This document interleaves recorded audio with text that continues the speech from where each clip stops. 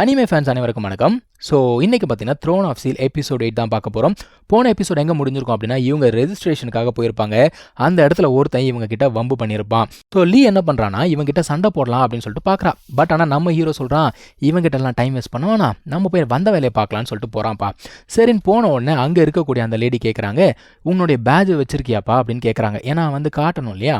சரி ஓகேன்னு சொல்லிட்டு எடுத்து கொடுக்குறான். கொடுக்கும்பொழுது இன்னொருத்தன் என்ன பண்ணுறான் அப்படின்னா, அந்த பேட்ஜை பிடுங்கி அவன்கிட்ட தூக்கி போட்டுறான். டேய் இந்தாடா, இது உன்னோட பேட்ஜ் தான், நீயே வச்சுக்கோ அப்படிங்கிறான். அவனும் பார்த்தீங்கன்னா அந்த பேட்ஜை எடுத்து வச்சுக்கிட்டு, பார்த்தியா என்னோட பேட்ஜை நீ இவ்வளோ நாள் வச்சுருந்தியா, உனக்குலாம் வெக்கமா இல்லை அப்படின்னு கேட்குறான். எவ்வளோ கேவலமாக நடந்துக்கிறாங்க. அதுக்கு நம்ம ஹீரோக்கு பயங்கர கோவம். ஸோ நம்ம ஹீரோ கேட்குறான், ஒழுங்கு மரியாதை என்னோட பேட்ஜை திருப்பி கொடுத்துரு அப்படிங்கிறான். அவன் கேட்குறான், பேட்ஜா அதெல்லாம் கொடுக்க முடியாது தம்பி, உனக்கு வேணும்னா ஒன்று பண்ணு, போய் உங்கள் அம்மாவை கூட்டிகிட்டு வா அப்படிங்கிறான். ஸோ நம்ம ஹீரோவுக்கு அவங்க அம்மாவை பற்றி பேசினா சுத்தமாக பிடிக்கவே பிடிக்காது, பயங்கரமாக கோவம் வந்துடும். இவன் என்ன சொல்கிறான், எங்கள் அம்மாவை பற்றி பேசாத, உன்னை நான் சும்மா விட மாட்டேன் அப்படிங்கிறான்ப்பா. அதையும் மீறி அவன் மறுபடியும் என்ன சொல்கிறான்னா, அவங்க அம்மாவை பற்றியே பேசிகிட்டு இருந்த உடனே இவனுக்கு பயங்கர கோவம் வந்துடுது. நான் வந்து ஒரு நைட்டாக உன்னை சேலஞ்ச் பண்ணுறேன், ஸோ நம்ம வந்து டெத் மேட்ச் அப்படிங்கிறத வச்சுக்கலாம். இதை சொன்னோடனே அவர் ஏதோ பெருசாக சாதிச்சிட்ட மாதிரி, ஹே நீ எல்லாம் சின்ன பையன், உன்னெல்லாம் என்ன பண்ணுறான் பாடுறா அப்படிங்கிறான்.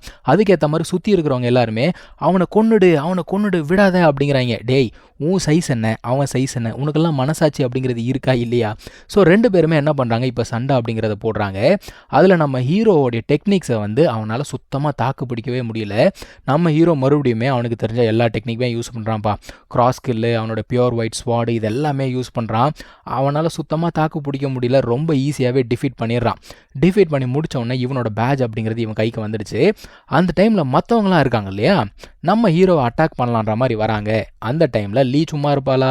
ஸோ அவன் என்ன பண்ணுறான்னா, இவளுக்கு வந்து பார்த்தீங்கன்னா ஒரு மவுண்ட் இருக்குது. மவுண்ட்னா வேறு ஒன்றும் இல்லைங்க, அவளுக்குன்னு சொல்லிட்டு ஒரு ஹார்ஸ் ஒன்று இருக்கும். அதை வந்து அவள் வர வைக்கிறா. வர வச்ச உடனே எல்லாருமே பயந்துடுறாங்க. ஏன்னா இவளோட ஹார்ஸ் அப்படிங்கிறது ரொம்ப ஃபேமஸ். இதை பார்த்தோன்னா இவ ஹெல்ரோஸ் தானே அப்படிங்கிறாங்க. இவளோட பேர் வந்து ரொம்ப ஃபேமஸ்ஸு. இதை பார்த்தோன்னே எல்லாருமே அடங்கிட்டானுங்க.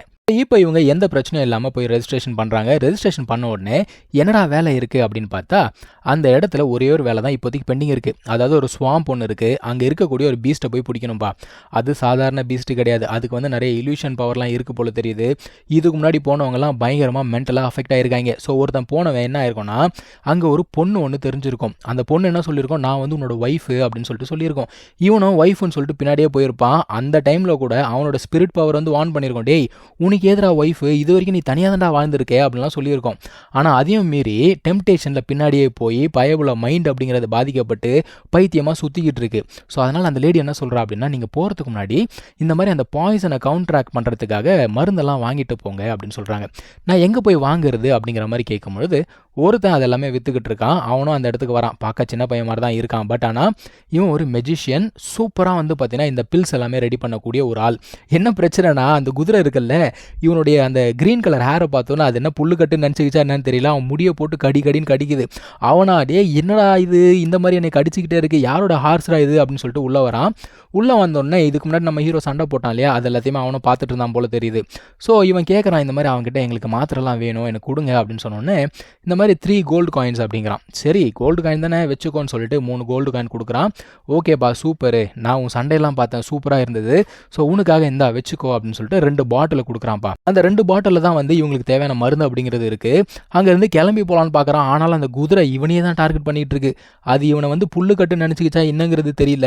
இந்த பாரு என் பக்கத்தில் வந்தனா அவ்வளோதான் நீன்னு சொல்லிட்டு பாவலாலாம் காட்டிட்டு பயபுள்ள அங்கேருந்து எஸ்கேப் ஆகி ஓடியே போயிடுச்சு.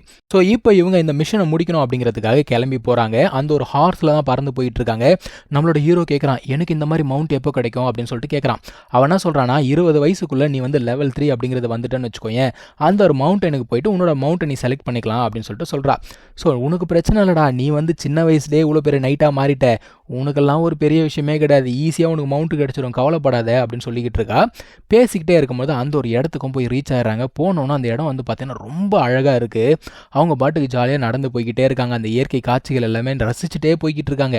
உண்மையாகவே இவங்க தனியாக தான் போகிறாங்களா அப்படின்னு பார்த்தீங்கன்னா கிடையாது, யாரோ ஒருத்தர் இவங்கள வாட்ச் பண்ணிக்கிட்டே இருக்காங்க.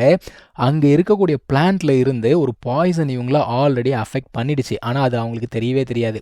ஒரு இடத்துல நடந்து போன உடனே வந்து பார்த்திங்கன்னா இந்த ஒரு காடு அப்படிங்கிறது முடியுது, அந்த ஸ்வாம்ப் அப்படிங்கிறது ஆரம்பிக்குது. ஸோ இதுக்கு மேலே என்ன நடந்துச்சு, அந்த ஒரு மான்ஸ்டர் அவங்க கண்டுபிடிச்சாங்களா இல்லையா, டிஃபீட் பண்ணாங்களா இல்லையா அப்படிங்கிறது எல்லாமே அடுத்த எபிசோடில் தான் பார்க்க போகிறோம். தேங்க்யூ ஸோ மச் ஃபார் வாட்சிங். Take care. பாய்.